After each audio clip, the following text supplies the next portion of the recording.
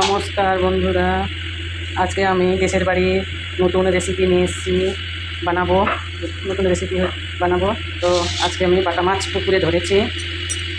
আমার নাতনি খুব ভালোবাসে খেতে আজকে, তাই বললো দিদা তুমি ধরো বাটা মাছ। আজকে বাটা মাছ আর সজনে ডাঁটা, আলু আর পেঁয়াজ বাটা, উপকরণ লাগছে পেঁয়াজ বাটা, আদা জিরা বাটা, টক দই আর ধনে পাউডার দিয়ে মাছের আর বড়ি দিয়ে মাছের ঝোল ঝোল বলুন ঝাল বলুন বানাবো আজকে নতুন রেসিপি। আপনারা দেখতে থাকুন। আমি বানাচ্ছি সর্ষের তেল দিয়ে।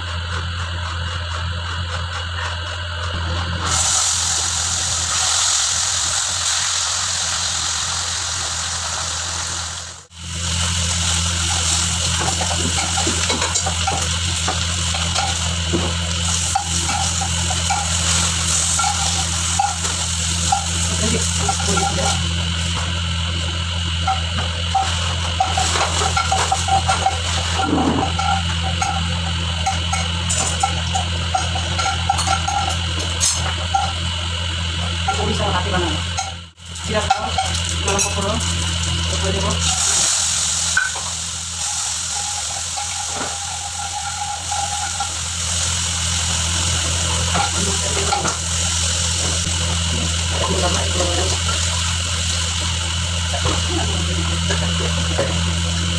দিলাম